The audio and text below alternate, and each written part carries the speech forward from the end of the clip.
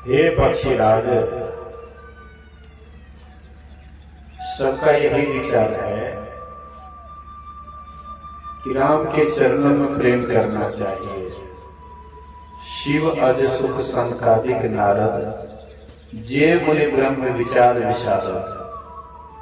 शिव अर्थात भगवान शंकर।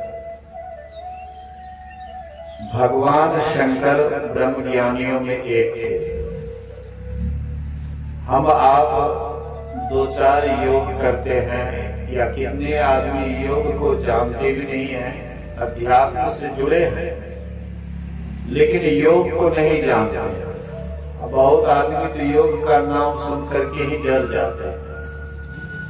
योग कोई हुआ है, कहीं हमें निगल न जाए। तो योग को हम आप नहीं जानते हैं, या कुछ आदमी जानते हैं तो बहुत कम जानते हैं।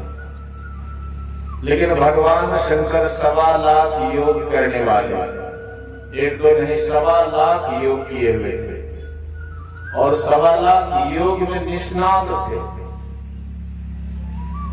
तो इसलिए पहले शिव जी का नाम लिया गया। शिव अज अर्थात ब्रह्मा ही। शिव अज सुख, सुखदेव मुनि। सनकादिक, सनक, सनातन, सनातन और सनत कुमार, नारद। 8 महापुरुषों की गिनती करवाए। और जो इस ब्रह्म ज्ञान में निपुण है,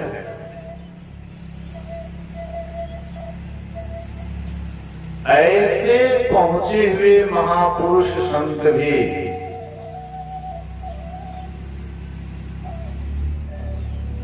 राम के चरणों में प्रेम करते हैं। राम के चरणों में इसलिए प्रेम करना चाहिए। सबसे पहले तो हम आप राम को जाने, उसके बाद उसको प्राप्त करने का तरीका समझेंगे, तब उसको प्राप्त करेंगे।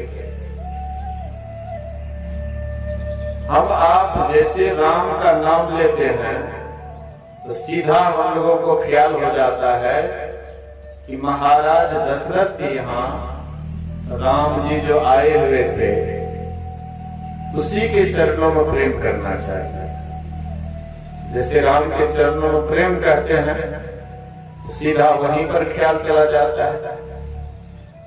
नर रूप में आए, 11,000 वर्ष तक राज्य किए, उसके बाद सरयू नदी में जाकर के भौतिक शरीर को छोड़े। तो जैसे राम के चरणों में प्रेम करने के लिए कहते हैं, तो यही राम हम आपके सामने आ जाता है। लेकिन थोड़ा सा विचार कीजिए कि त्रेता युग में भगवान राम आए थे राजा दशरथ के यहाँ, लेकिन क्या सतयुग में राम से खाली था? राम जी सतयुग में नहीं थे। और हम आप जो 3-4 युग की बात करते हैं, सतयुग, त्रेता, द्वापर, कलयुग, ये एक बार नहीं अनेक बार आया है, गया है। आज ही से सृष्टि नहीं चल रही है। ये जो सृष्टि है ये आज ही से नहीं चल रहा है, बहुत पहले से। कई बार सतयुग आए, कई बार त्रेता आए, कई बार द्वापर आए, कई बार कलयुग आए। और जिस हम आप जिस कलिकाल में हैं, इस कलयुग को भी लगभग 5,500 वर्ष हुआ है। ले सबको थोड़े देख लिया, देखा बेटा सब जो ना समझ भी नहीं। प्रवचन के समय में जे अभी अगरबत्ती लाके अपना खोछा में रख ले, जब सत्संग समाप्त या आरती के समय हुआ, सत्संग समाप्ति के बाद चढ़ावा जे भी करना चाहिए, बाद में करना चाहिए, बीच में नहीं आना चाहिए। बोलिए श्री सद्गुरु तो राम के चरणों में प्रेम करना चाहिए। तो कौन राम? जो राम हर युग में रहता है, जो राम से हम कभी जुदा नहीं होते। राम राजा सकल प्रजा, अभी भी राम राजा है और सभी हम आप उनके प्रजा हैं। ये राम का कभी नाश होता है? जो राम का कभी नाश नहीं होता है, जो राम का कभी जन्म लेता है न कभी उसकी मृत्यु होती है, वही राम। वही राम के चरणों में प्रेम करना चाहिए। लेकिन वह राम है कैसा? राजा राम को तो जानते हैं। जब राज्याभिषेक हुआ तो मुकुट पहने हुए, पीतांबरधारी, लेकिन वह राम जो उस राम के भी अंदर में था, राजा राम के भी अंदर में थे। आज जब वनवास गए थे राम भगवान वनवासी रूप में जटाधारी बन करके, उसके अंदर में भी वह राम था और हम आपके अंदर में भी वही राम है। जब कोई मरता है तो क्या कहते? राम नाम सत है, सत का यही गत है। एक आदमी ऐसे ही मर गए, 4 आदमी कांधे पर लेकर के, और पीछे से बारात सब नारा लगाते हुए जा रहे थे, राम नाम सत है, सबका यही गत है। राम नाम सत है, सबका यही गत है।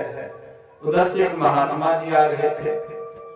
महात्मा जी कहते, भाई तुम लोग कहते हो राम नाम सत है, सबका यही गत है। आई मचान पर जो आराम से सोया हुआ है, अरे ये कहां कुछ बोलता है, ये कहां कुछ नारा लगाता है? बोले महात्मा जी ये मर गया। मर गया? उतारो। उतारे। कफन हटाओ। कफन हटाए।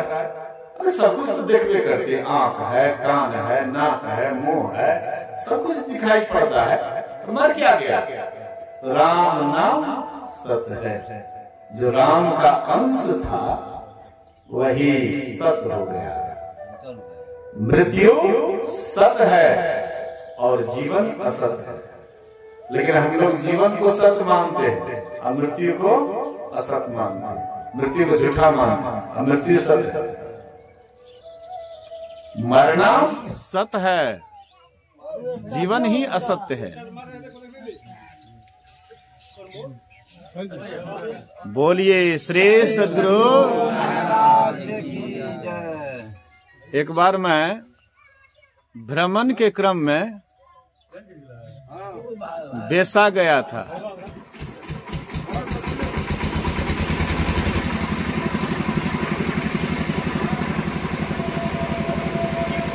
बोलिए श्री सद्गुरु महाराज की। एक बार मैं भ्रमण के क्रम में बेसा गांव गया हुआ था। एक सत्संगी की यहाँ ठहरे हुए थे। उनकी पत्नी सत्संगिनी थी और पति सत्संगी नहीं थे। उनके यहाँ ठहरे हुए थे। मेरे ही सामने में एक आदमी मृत्यु वाला कार्ड लेकर के आया। मृत्यु वाला कार्ड लेकर के आया। राजकुमार जी उसका नाम है। उनके हाथ में दिए तो हाथ में ले लिए, पढ़ लिए और वो आदमी उधर देखने लगा। तब तक हम उसको चीर देते हैं और उधर एक साइड में फेंक देंगे। हम देखते हैं कि भाई ये क्या हो गया। वह आदमी जो निमंत्रण देने के लिए आए थे वो जब चले गए तो हमने पूछा उनसे कि आप ऐसा क्यों किए? अरे निमंत्रण देने के लिए आए थे, निमंत्रण वाला कार्ड था, इसको घर में रखते। बोले कि नहीं बाबा, ये अशुभ होता है, ये कार्ड अशुभ होता है। शादी विवाह और सब फंक्शन जो होता है वो सब शुभ होता है। अशुभ कार्ड नहीं रखेंगे घर में। तो घर में कार्ड अशुभ नहीं रखिएगा तो घर में मृत्यु किसी की नहीं होगी, किसी की मृत्यु होगी। बोलिए श्री सद्गुरु। भगवान बुद्ध के समय में एक महिला, एक लौता पुत्र था उसको, एक ही बेटा था, एक ही पुत्र था। संजोग से बीमार पड़ गया, उसका ठीक ठाक इलाज नहीं करा पाए, उसकी मृत्यु हो गई। तो वह महिला बेटा से इतना उसको लगा, लोग कहते थे इसकी मृत्यु हो गई, मर गया है, कहते नहीं नहीं, मेरा बेटा बेहोश हो गया है, कोई अगर होश में ला दे हाँ तो बड़ा अच्छा होगा। लोगों को कहते थे, किसी ने कहा कि देखो इधर कोई होश में नहीं ला सकता, लेकिन बुद्ध काशी में आए हुए थे, भगवान बुद्ध काशी नगरी में आए हुए हैं, जाओ उसी के पास लेकर के, कहीं वे कहीं कोई मंत्र पढ़ करके इसको जीवित करते हो सकता है। तो गए भगवान बुद्ध के पास और कहते भंते ये मेरा बेटा बेहोश हो गया है, मैंने सुना है कि आप इसको होश में ला सकते हैं। भगवान बुद्ध ने कहा कि हाँ होश में इसको ला सकता हूं, लेकिन मंत्र पढ़ने के लिए एक मुट्ठी सरसों का दाना चाहिए। बोले ये तो साधारण बात है, ये तो कहीं मिल जाएगा। जैसे चलने लगे बोले कि रुको, एक शर्त है। क्या? जिस घर में किसी की मृत्यु नहीं हुई हो उसी घर से एक मुट्ठी सरसों का दाना लाना है। शर्त लगा लिए। गए वह काशी नगरी, लोगों को कहते थे भाई साहब एक मुट्ठी सरसों का दाना मिलेगा? अरे एक मुट्ठी नहीं, आधा किलो, 1 किलो, जो चाहिए दे, हाँ मिल जाएगा, एकदम मिल जाएगा।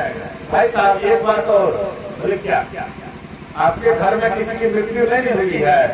कभी पगली कहीं का, जितना जिंदा उससे कई गुना मृत्यु हो गई है। एक घर, 2 घर, कई घर गए, सब घर में फटकार ही पाए। अंत में निराश होकर के समझ गई कि मेरा पुत्र भी मर गया। उसको झाड़ी में फेंक दिए और भगवान बुद्ध के शरण में आए और आकर के कहते भंते मैं समझ गई ये संसार क्षण भंगुर है, यह संसार नश्वर है, इसलिए यहाँ से सबको जाना पड़ता है।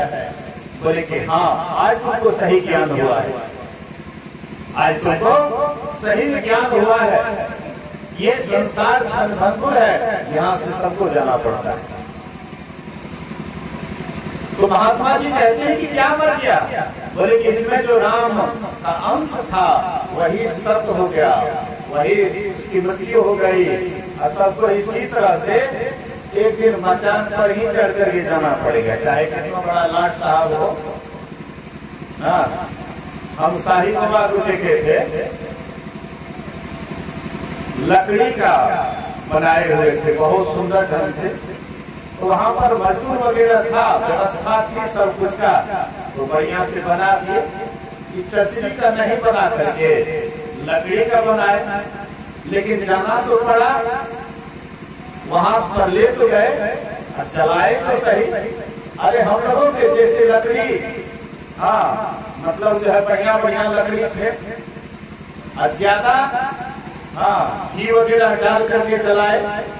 बड़े महात्मा थे, भक्त लोग काफी थे, इसलिए ज्यादा घी दे करके जलाए, लेकिन जलना तो पड़ा। तो सबका शरीर छूटता है, लेकिन शरीर में जो रहने वाला है वो कभी मरता नहीं है, वही है राम। उसी को पहचानिए। हम आपके अंदर में जो राम है, सबके अंदर वही राम है। वही राम को जानने के लिए ब्रह्मज्ञानी कहते हैं। वही राम के चरणों में प्रेम करना चाहिए, जो राम कभी न जन्म लेता है न कभी मृत्यु होती है।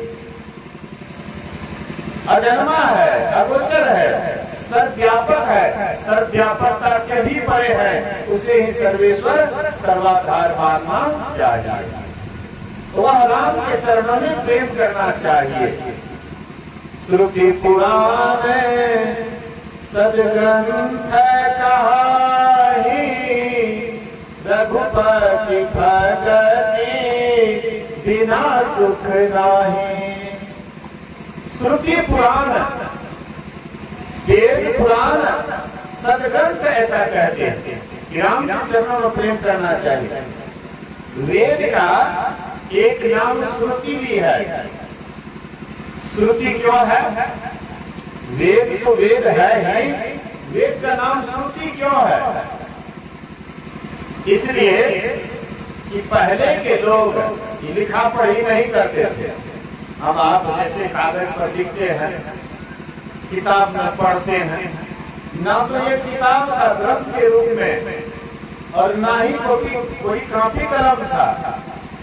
लोगों का स्मरण शक्ति बहुत तेज था, सुन करके भारी श्लोक याद कर लेते थे। अभी तो हम आप श्लोक कितना रखते हैं तब कहीं याद होता है ना।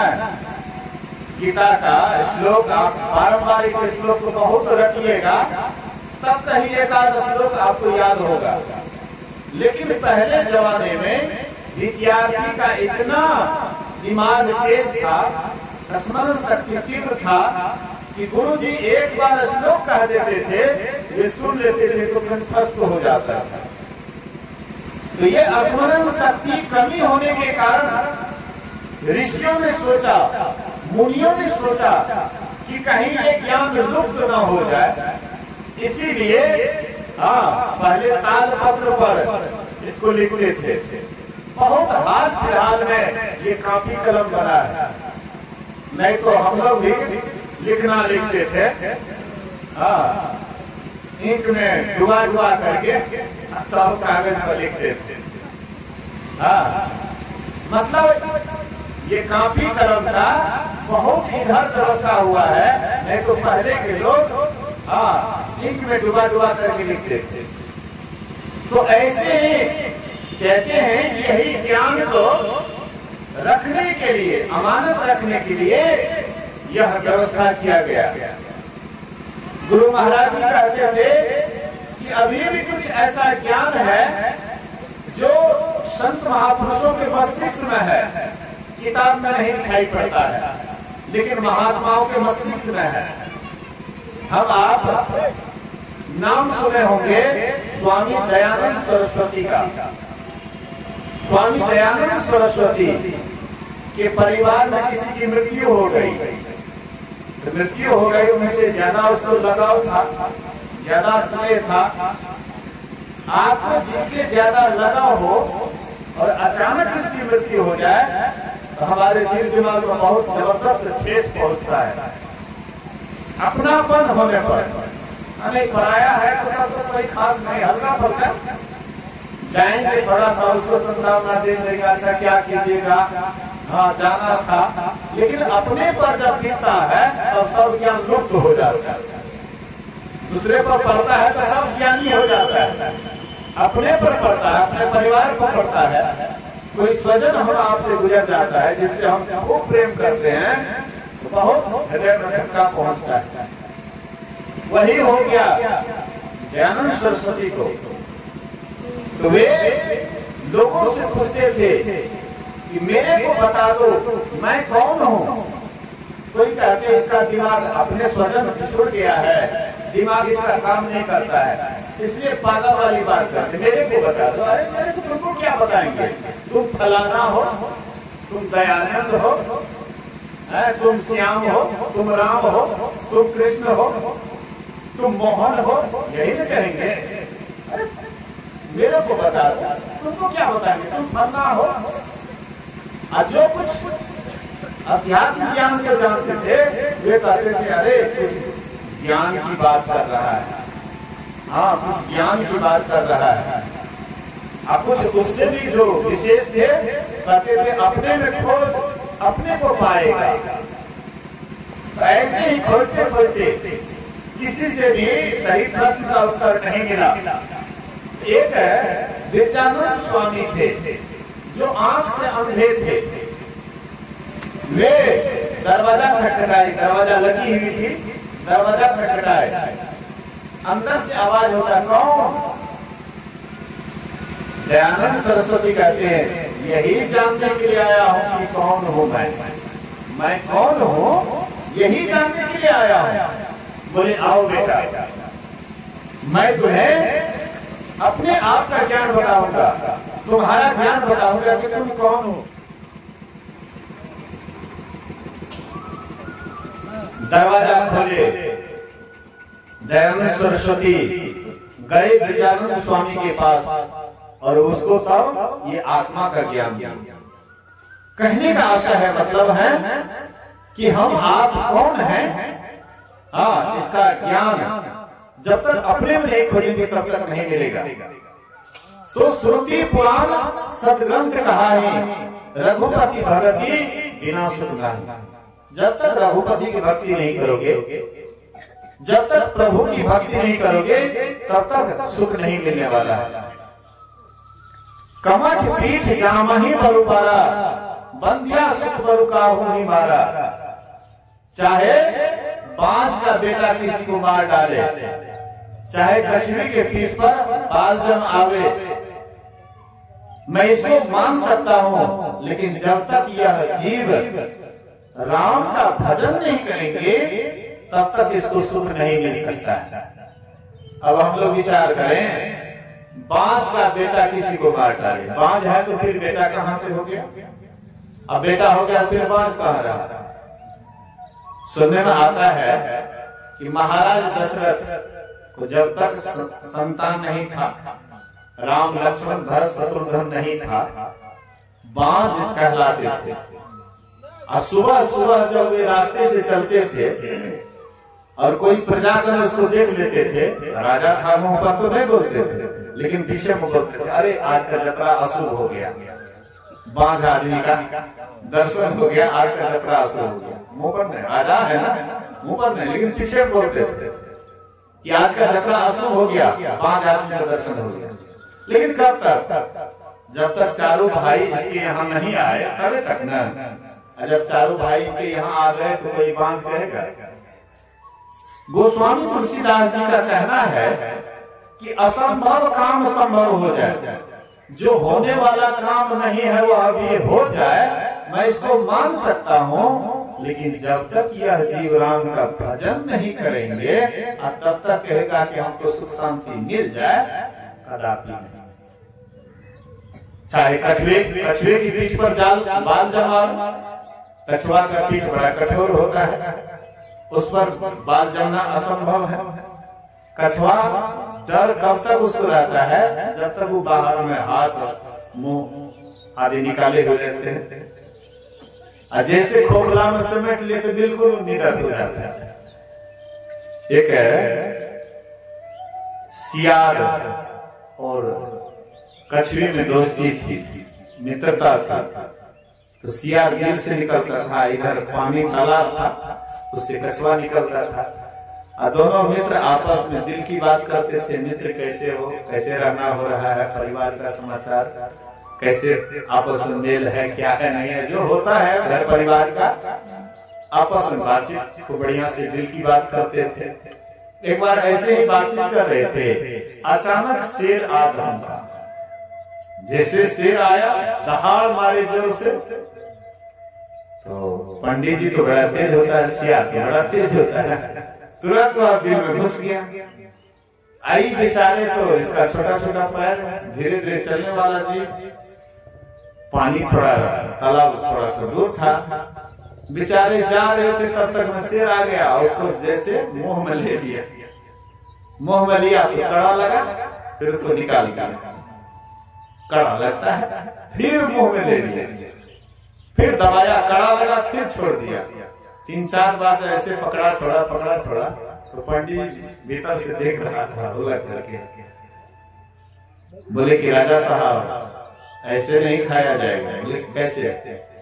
नहीं देते हैं, बहुत कठोर है, थोड़ा सा पानी दीजिए इसको फूलने के लिए, जब फूल जाएगा तो आराम से इसको आप खा लीजिएगा। शेर को भी दिमाग में लगा कि बात सही कहता, बड़ा कठोर है, इसीलिए पानी में फूलने के लिए देना चाहिए। शेर मुंह में ले लिया, ले गया तालाब में, पानी में छोड़ दिया। वो फूलेगा क्या? भीतर भीतर फूलने लगा, भीतर चलने लगा, बोलने लगा। शेर देखता रह गया।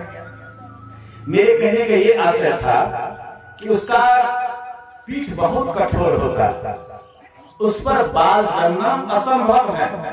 गोस्वामी जी कहती है अब ये हो जाए, कछुए के पीठ पर बाल जम आवे, मैं इसको मान सकता। आकाश में बहुत तरह के फूल फूल जाए, फूल नभ बरु बहुविधि फूला, जीवन लहसुन हरि प्रतिकूला। आकाश में बहुत तरह के फूल फूल जाए, लेकिन यह जीव जल से राम से प्रतिकूल रहेंगे, उनसे अलग रहेंगे, कदापि उसको सुख नहीं मिल सकता है। फिर कहते हैं तृषा जाए बरु मृग जल पाना, बरु जामहि सससी श्रीसाना। मृग तृष्णा का जल पीने से चाहे प्यास दूर हो जाए।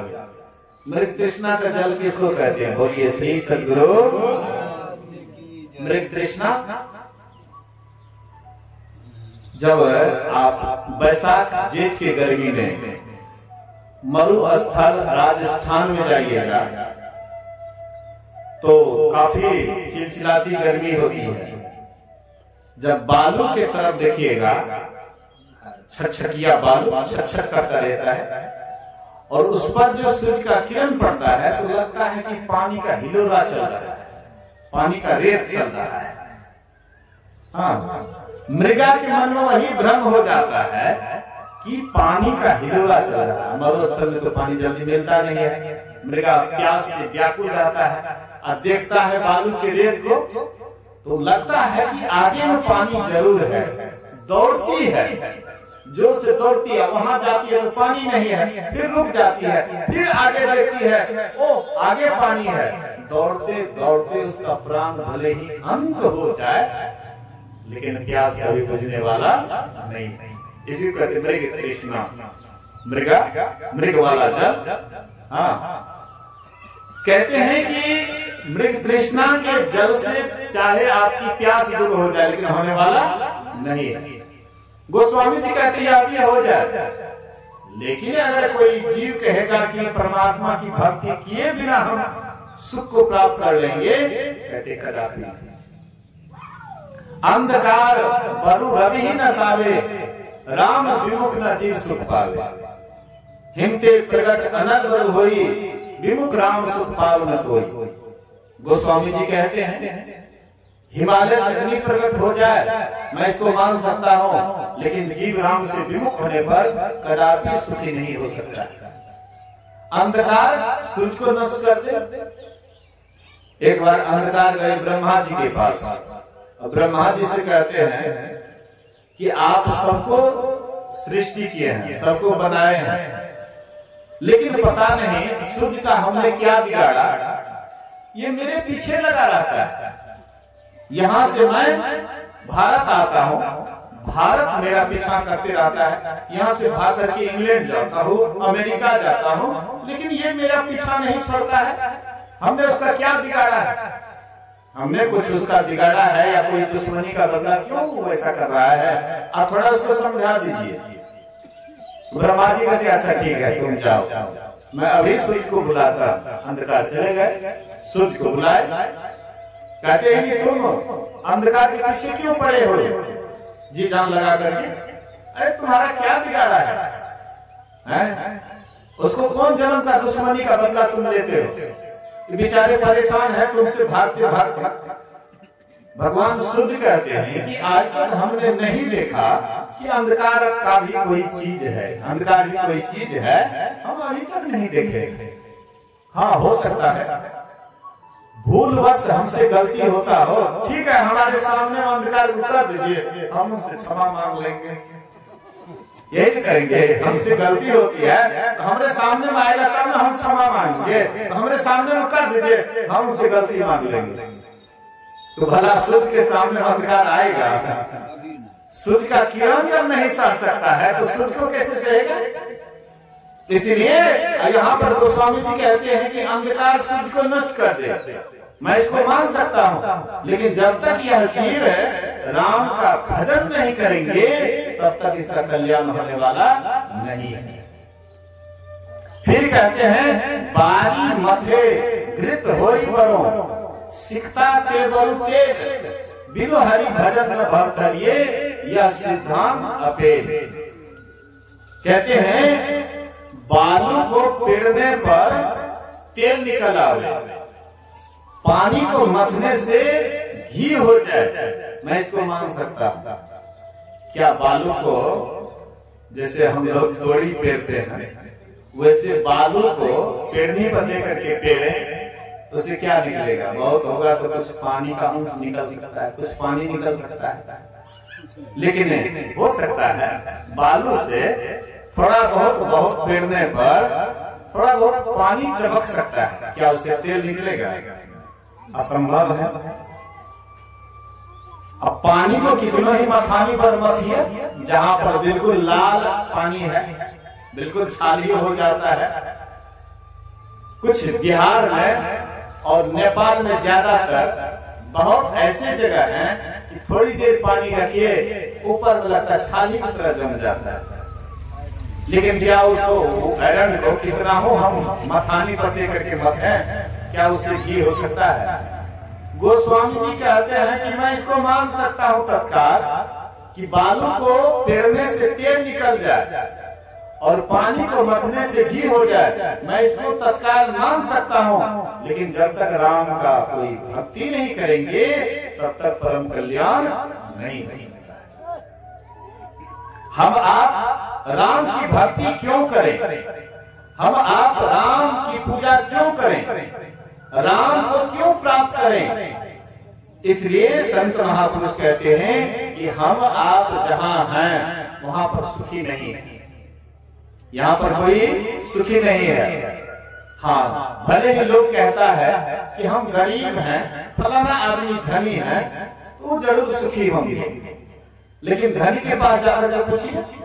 गोस्वामी तुलसीदास जी महाराज कहते हैं धनहीन कहे धनवान सुखी, धनवान कहे सुख राजा को भारी, राजा कहे चक्रवर्ती सुखी, चक्रवर्ती कहे सुखी इंद्र को भारी, इंद्र कहे चतुरानंद सुखी, चतुरानंद कहे सुख विष्णु को भारी, तुलसीदास बिचारी कहे हरि भजन बिना सब जीव दुखारी। धनहीन कहे धनवान सुखी। गुरु महाराज जी कहते थे जब लोगों के पास धन नहीं होता है, धनहीन होता है, तो धन क्या वह दिन रात जलते रहता है। नहीं, कोई बीमारी हो जाता है तो क्या करेंगे? दम घुट घुट करके मरता है। गरीब आदमी जिनके पास पैसे नहीं इलाज कराने के लिए, दम घुट घुट करके मरता है। क्या करेंगे? पैसे नहीं है। और जिनके पास में पैसे हैं तो क्या करते? बीमारी भाग जाता है। सतुरानंद बाबा कहते हैं कि बीमारियों स्वागत खोजता है। जहां पर बेसी उसको आदर मिलता है वहां पर बीमारी विशेष जाता है। कोरोना वायरस विशेष करके धनियों को ही ऊपर ले गया, गरीब को कम, नाम मात्र। किसान वर्ग जो मेहनती है उसको नाम मात्र बहुत कम, अपवाद रूप में। लेकिन अक्सर जो सुकुमार टाइप के थे, धनी आदमी थे, कभी कोई काम धंधा मेहनत नहीं करते थे, बढ़िया से शारीरिक श्रम नहीं करते थे, बहुतों को लेकर के गए। तो क्या धनी है तो सुखी है? टेबलेट खाता है, लेकिन क्या बीमारी उसको छोड़ता नहीं है? बीमारी उसको भी पस्त कर देता है। धनहीन कहे धनवान सुखी, धनवान कहे सुख राजा को भारी। आजकल तो राजा वाला युग नहीं है। हाँ, लेकिन अभी जो बड़े बड़े पद पर हैं उनके पास जाकर के पूछिए। जो प्रधानमंत्री है, मुख्यमंत्री है, प्रधानमंत्री है, राष्ट्रपति हैं, उनसे जाकर के पूछिए क्या वे सुखी हैं? वे भी सुखी नहीं है। राजा कहे चक्रवर्ती सुखी, चक्रवर्ती कहे सुख इंद्र को भारी। कई राष्ट्रपति मिला करके सभी राष्ट्रपति का अध्यक्ष होता है। जैसे अभी अमेरिका का राष्ट्रपति सबका अध्यक्ष है, तो ऐसे ही चक्रवर्ती मान लीजिए उसको। पहले जमाने में राजाओं का जो सबसे श्रेष्ठ राजा होता था, जो सभी राजाओं पर हुकूमत चलाता था, उसको कहते थे, क्या कहते थे?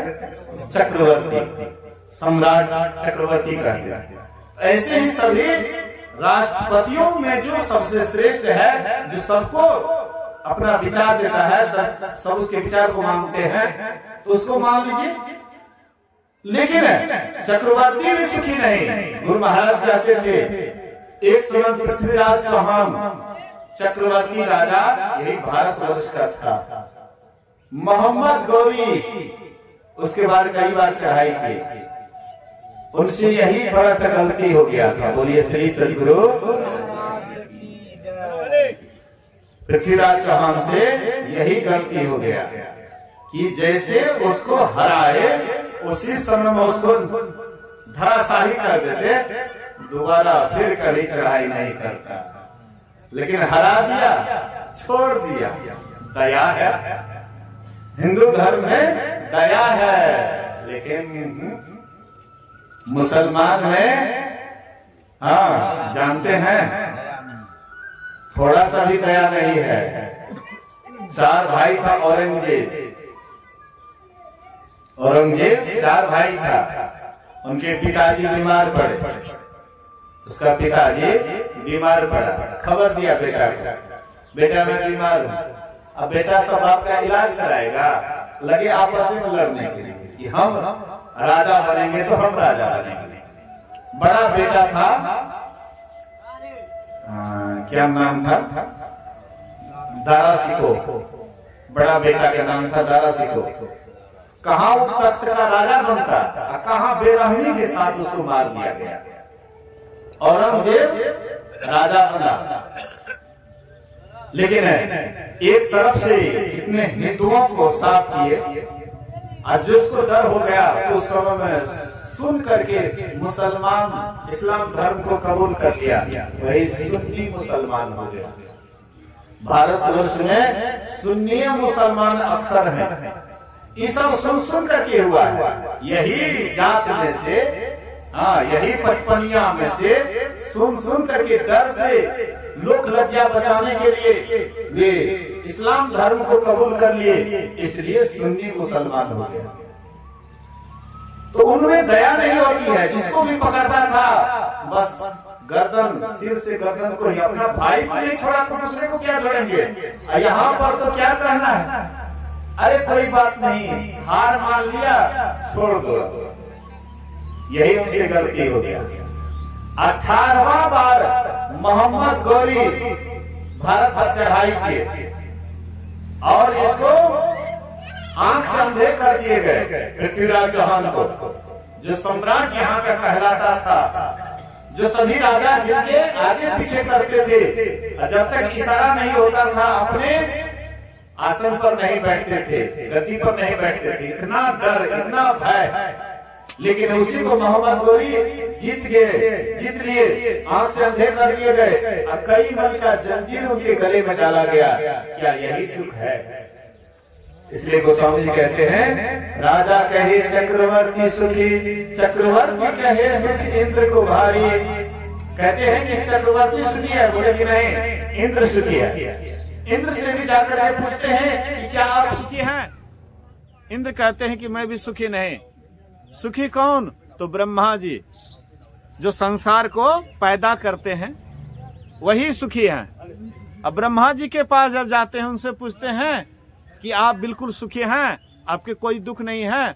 ब्रह्मा जी कहते हैं कि मैं भी सृष्टि करने में परेशान हूं।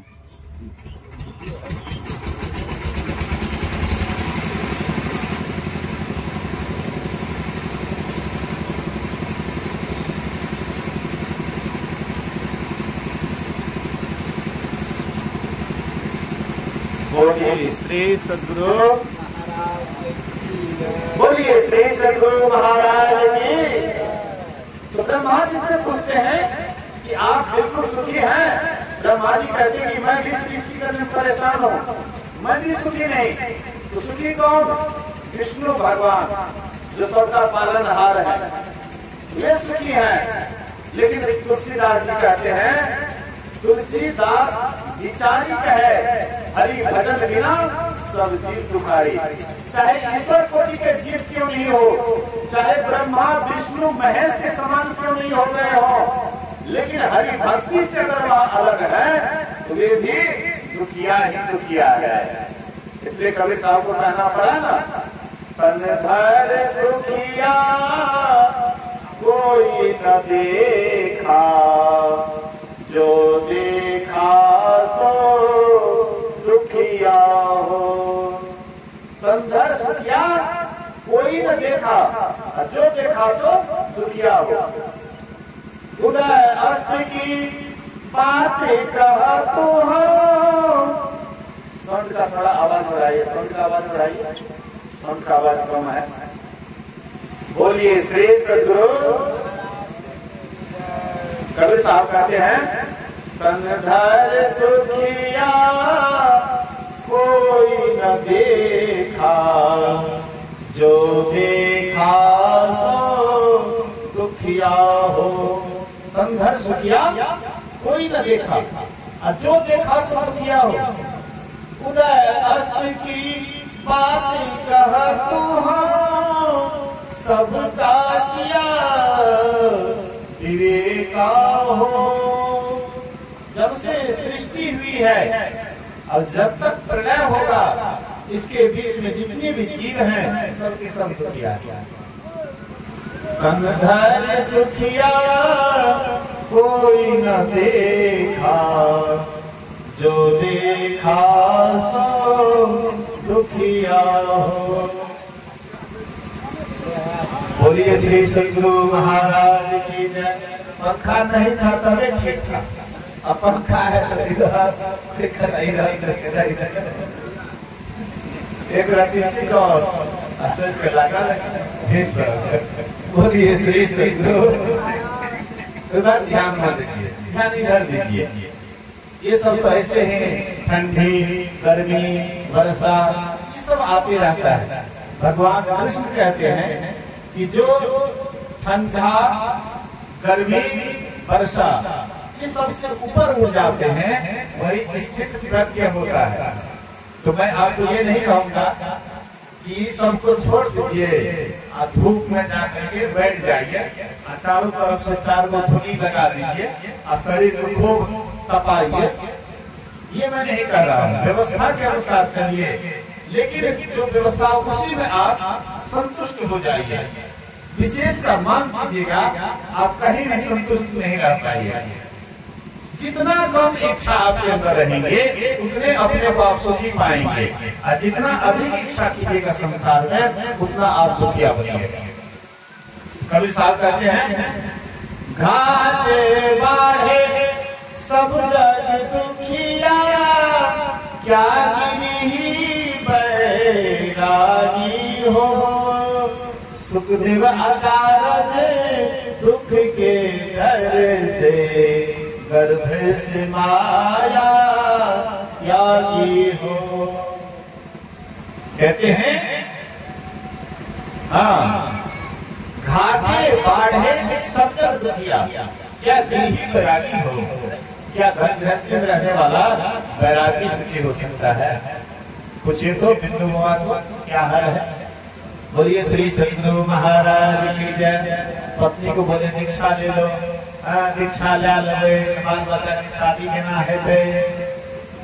इधर बाबा जी भाग लेके एने ओने जैसे हमें कहते जेबे सुखी है, सुखी है तो ये बात बोलते हैं। कोई प्रश्न चिन्ह होता, सुखी नहीं। क्या घर गृहस्थी में रहने वाला बैरागी सुखी हो सकता है? घाटे बाढ़े सब जग दुखिया, क्या गिरही बैरागी हो। सुखदेव आचार्य दुख के डर से, गर्भ से माया त्यागी हो। कहते हैं सुखदेव आचार्य सुखदेव यही दुख के डर से इस संसार में जाएंगे, घर परिवार में फंसेंगे, सब कुछ किया कराया और पानी फिर जाएगा। माँ के गर्भ में है, यहाँ पर कोई लफड़ा नहीं है, कोई माया का पसार नहीं है। बाहर निकलेंगे तो माया का पसार हो जाएगा, इसलिए बिल्कुल ठीक है। बोलिए श्री सद्गुरु महाराज की जय।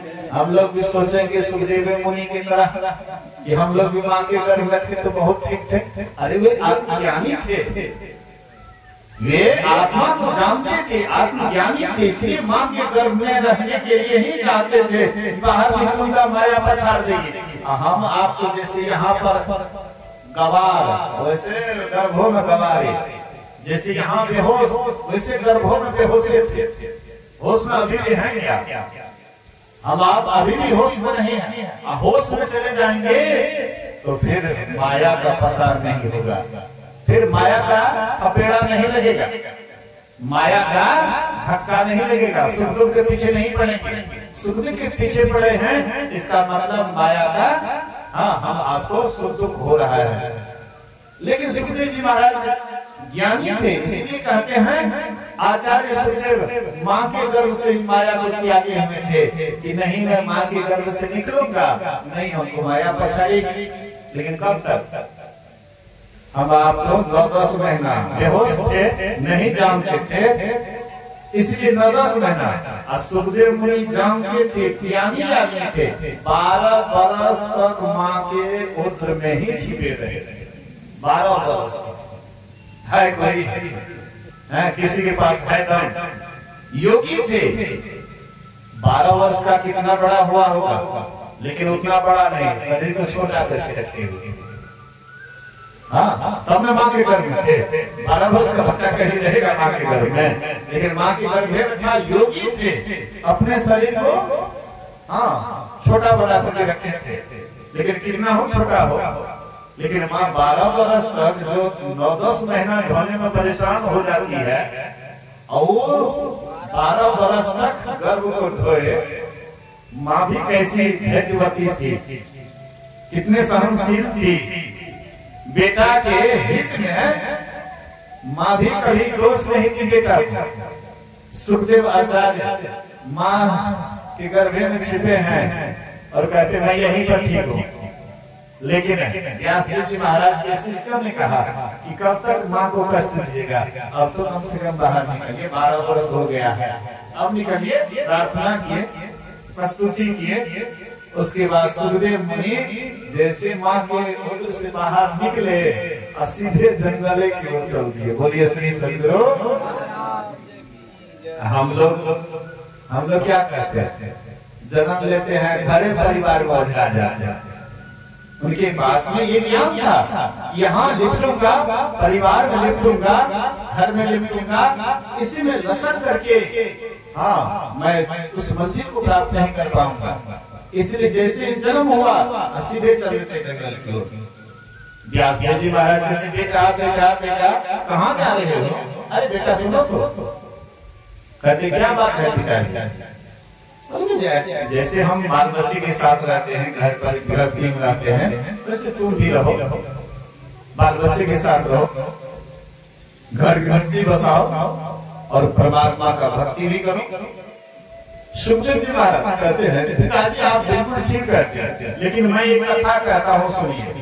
देखिए अभी जन्मे लिए हैं, आप पिता को ज्ञान दे रहे हैं। कितने बड़े ज्ञानी थे, जन्म लेते ही पिता को ज्ञान देने लगे। तो वे कहते हैं पिताजी एक ब्रह्मचारी नदी के किनारे अपना झोपड़ी बना करके रहता था। उग्र पूर्ति के लिए वह गांव में जाता था, जो भी रुखा सुखा मिलता था खा करके और भजन करते थे, उसका यही नियम था। एक बार वह जैसे भिक्षाटन के लिए गया, एक उल्टा नारी के यहाँ चले गए। उल्टा नारी उसको कहते हैं जो पति के उल्टा चले, जो पति के बात बात में विपरीत चलने वाली। मैं आपको ये नहीं कहता हूँ कि सभी उल्टा ही होती है, कुछ पति भी उल्टे होते हैं, कुछ नारी भी उल्टा होती है, कुछ पुरुषों में भी कमी होती है, कुछ नारियों में भी कमी होती है। कुछ पुरुष नारी को कभी भी पत्नी नहीं, अर्धांगिनी नहीं समझ करके दिन रात उसको पीटते रहते हैं, और कोई नारी भी कुछ पुरुष, दोनों में कमी कुछ न कुछ होता है। लेकिन कमी को नहीं देखते हुए एक दूसरे का क्या अर्धांग का मतलब क्या, आधा अंग। आपको जैसे कोई आपको पीटे मारे आपको चोट लगता है, जैसे आप अपनी पत्नी को डराते हैं, क्या आपको चोट लगता है? अगर चोट लगता है तो शरीर में आपकी अर्धांगिनी है, और कहीं आप जानवर की तरह पीटते हैं तब आप कभी भी अर्धांगिनी उसको नहीं समझ रहे हैं। ऐसा कभी भी मत कीजिए। दोनों का स्नेह, दोनों का प्रेम अगर आगाध हो जाए, एक दूसरे में परमात्मा का दर्शन करेंगे। प्रेम में ऐसी शक्ति है, अगर पत्नी पति के अंदर परमात्मा को देखे और पति पत्नी के अंदर परमात्मा को देखे, अगर सही में सच्चा प्रेम हो तो एक दिन परमात्मा का भी दर्शन हो जाता है। लेकिन ऐसा प्रेम होना चाहिए, जहां पर ऐसा प्रेम है वह गृहस्थी में स्वर्ग बसता है, वहां पर साक्षात स्वर्ग होता है। तो उल्टा नारी के यहाँ पहुंच गए, जो पति के उल्टा चलने वाली, पति के बात बात पर विपरीत चलने वाली, जो धर्म को नहीं मानने वाली, अधर्म की ओर जाने वाली, उसके यहाँ चले गए। ब्रह्मचारी का आखिर ब्रह्मचारी ही ठहरा है। ब्रह्मचारी का ललाट चमक रहा था, देखने बड़ा ही शरीर से सौंदर्य, वह उल्टा नारी मोहित हो जाती है और कहती, बाबा कल भी मेरे यहाँ आइएगा भिक्षाटन के लिए। दूसरे रोज फिर चले गए महात्मा जी उसी के यहाँ, खूब बढ़िया से खिलाई पिलाई। तीसरे दिन बोले, बाबा मेरे यहाँ फिर आइएगा। तीसरे दिन गए तो कहते हैं कि बच्चे लोगों को जैसे बाबा आए तुम लोग हल्ला गुल्ला करना। तो जैसे बच्चा आए हल्ला गुल्ला कर रहे हैं, देखिए बाबा बच्चे लोग हल्ला गुल्ला कर रहे हैं, चलिए अंदर ले गई खिलाई पिलाई। चौथे रोज बोले कि बाबा चौथे रोज भी आइएगा, आपके लिए सुंदर भोजन बना करके रखूंगी। चौथे रोज जब आए तो वह स्त्री कहती, बच्चे लोगों को जैसे बाबा आए तो लोग हल्ला गुल्ला करना, धूल उड़ाना। जैसे बाबा आए बच्चे लोग हल्ला गुल्ला करने लगे, धूल उड़ाने लगे। देखते हैं बाबा बच्चे लोग हल्ला गुल्ला करते, धूल उड़ाते, चलिए ऊपर। दूसरे मंजिल पर ले गई, कमरा बंद कर देती है और ब्रह्मचारी का ब्रह्मचर्य व्रत भंग करना चाहती है। वह ब्रह्मचारी परमात्मा से प्रार्थना करते, हे परमात्मा आज तक मैं अपने व्रत पर अटल रहा, लेकिन आज मेरा व्रत टलने वाला है, अब तुम ही आकर की रक्षा करो। आज मेरी लाज हरी, आज मेरी लाज हरी, आई के बचाइए। आज मेरी लाज हरी, आई के बचाइए। जब कौरवों की सभा लगी हुई थी और मतलब जुआ खेलने में युधिष्ठिर सब कुछ हार गए, राजपाट सहित द्रौपदी को भी हार गए। तो द्रौपदी उस समय में ऋतु अवस्था में थी। दुर्योधन बोलिए श्री सद्गुरु। दुर्योधन कहते हैं कि लाओ, यहाँ अंधे का सभा है, यहाँ पर किसी के पास आंख नहीं है। यही थोड़ा सा गलती हो गया था द्रौपदी से। जब वे इंद्रप्रस्थ गए हुए थे, वहां के मतलब जैसा जैसा वहां का दृश्य था, अनजान आदमी को नहीं बुझाता था। जहां दीवार था वहां लगता कि दरवाजा है, जहां लगता कि पानी है वहां पर पानी नहीं जमीन था, और जहां जमीन बुझाता था वही पानी। दुर्योधन पानी समझ करके धोती उठा ली और वहां पर देखे कोई दासी आराम से जा रही है, और जहां पर पानी था लगा जमीन है, वहां पर धोती नहीं उठाए, बस गिर गए। उसी में वह हंसती हुई कहती है, आखिर अंधा का पुत्र अंधा ही तो होता है। यही दुर्योधन के मन में दिमाग में वह बात चल रहा था। बोले ये अंधों का सभा है, उसको लाओ नंगा करके मेरे जांग पर बैठाओ। गए दुशासन, उसको खींच करके बाल खींच करके लाए और बोले कि इसको नग्न करो। उसके साड़ी को खींचने लगे। पहले तो अपना जोर लगाई, नहीं चला। तो देखती है भीष्म पितामह दादाजी, ये भी सिर को नीचे कर लिए, बड़े बड़े महारथी ये भी सिर को नीचे कर लिए। अंत में भगवान को पुकारती है, आज मेरी लाज हरी, आज मेरी लाज हरी, आई के बचाइए। आज मेरी लाज हरी, आई के बचाइए।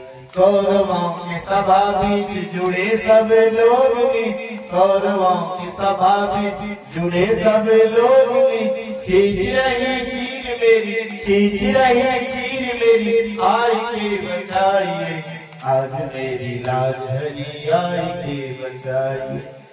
हे द्वारिकानाथ, दुख हरो द्वारिकानाथ, शरण में तेरी, अब तुम्हारी शरण में हो, अब तुम ही लाज बचाओ। जैसे भगवान को पुकारती है, दुशासन के हाथ में 10,000 हाथी का बल, एक बार में वे 52 गज साड़ी खींचते थे, साड़ी के पहाड़ लग गया, लेकिन नग्न नहीं हो पाए। साड़ी बीच नारी है, नारी बीच साड़ी है, पता ही नहीं लगता। वैसे वो ब्रह्मचारी जब देखा कोई सहारा नहीं है, परमात्मा को पुकारे। उसके पतिदेव कहीं बाहर निकले हुए थे, संजू से गाड़ी नहीं मिली, लौट करके आए, दरवाजा खटखटाया। अब वह पुण्य नारी सोचा तो पति आ गया, क्या करें? तो वह ब्रह्मचारी को लेटिंग वाला होता हुआ धकेल देती है। सुबह मेहतर आए लेटिंग होता साफ करने के लिए, देखे कोई है, उसको ले गए, तेल साबुन से स्नान करा करके कोई अच्छे वैद्यराज के पास भर्ती कर दिए। उसके बाद फिर उसको श्वास में श्वास आया। सुखदेव मुनि कहते हैं, पिताजी क्या हुआ ब्रह्मचारी? फिर वह पुण्य नारी के यहाँ जाएंगे भिक्षाटन के लिए? कहते बेटा नहीं। बोले पिताजी तो 12 घंटे रहे उसमें, हम तो 12 साल रहे, हम आप ये 9-10 महीना रहे। उल्टा टंगा हुआ, लेकिन जहाँ पर बनता है, जहाँ पर पेशाब बनता है, वही लेटिंग वाला होगा में हम आप पड़े हुए थे। कभी लेटिंग वाला कीड़ा काटता था तो बच्चा दर्द से परेशान होता है, कभी पेशाब वाला कीड़ा काटता है तब परेशान होता है। हमारी जब गर्भवती रहती माँ बहने, उस समय में खट्टा उट्टा खाने का मन बेसी करता है। जैसे खट्टा खाती है, भुजिया खाती है, चरफड़ा स्वादिष्ट भोजन करती है, बच्चा को और ज्यादा शरीर में वेदना होती है, बच्चा और कष्ट से व्याकुल होता है। इसलिए कहते हैं, हाँ क्या वो फिर जाएंगे? बोले कि कदापि नहीं। बोले कि इसी तरह से हम भी उधर नहीं जाना चाहते पिताजी, हमको कहाँ भेज रहे हैं? सुखदेव आचार्य दुख के डर से गर्भ से माया त्यागी है। सांस कहो तो कोई न माने, झूठ कहा नहीं जाई हो, ब्रह्मा विष्णु महेश्वर दुखिया, जिनिया राह चलाई हो। अब दो दुखिया, भूपति दुखिया, रंग दुखी विपरीति हो, कहे कबीर सकल जग दुखिया, संत सुखी मन जीती। कबीर साहब से कहते हैं कि सब दुखिया है, कोई सुखिया नहीं है। कबीर साहब कहते एक ही सुखिया, जो अपने मन को जीत लेता है वही संत होते हैं, वही सुखी होते हैं, बाद बाकी सब के सब दुखिया। तो संत कैसे होते हैं? ऊपर चलने वाले संत होते हैं और नीचे चलने वाले असंत होते हैं। ऊपर की तरफ चलिएगा तो आप भी अपने मन पर विजय प्राप्त कीजिएगा। ऊपर में जाने के लिए, ऊपर की ओर जाने के लिए ही संत मत में साधना बतलाई जाती है। एक नाम का जाप करो, एक रूप का ध्यान करो, दृष्टि क्रिया करोगे, अंधकार से प्रकाश में जाओगे, शब्द योग करोगे, उस शब्द को पकड़ते हुए अंत में सार शब्द की प्राप्ति होगी और परमात्मा का दर्शन हो जाएगा, जीवन सार्थक और सफल हो जाएगा। तो ये जो सत्संग करवाए हैं, पहले का नाम बिंदु दास था, उसके नाम संन्यास होने के बाद स्वामी विद्यानंद बाबा इसका नाम रखा गया। ये संत मत के प्रचार प्रसार में लगे रहते हैं और फिर परिवार भी अभी शायद इसी के सहारा पर बुझाता है। अभी बाल बच्चे उस ढंग का नहीं हुआ है। खैर जो गुरु महाराज की मर्जी, ऐसे तो नियम के आधार तो संत मत का एक अलग ढंग का है और मैं इसमें बोलूंगा भी तो शायद वो बात जचेगा नहीं, इसलिए मौन ही रहने में अच्छा है। तो जो भी काम करते हैं, चलिए गुरु महाराज जी की सेवा करते हैं, जो भी करते हैं ठीक ही करते होंगे। इसी आशा और विश्वास के साथ मैं अपने वचन में विराम देता हूँ और सब आदमी एक बार गुरु महाराज का जय जयकार करें। बोलिए श्री सद्गुरु महाराज की जय।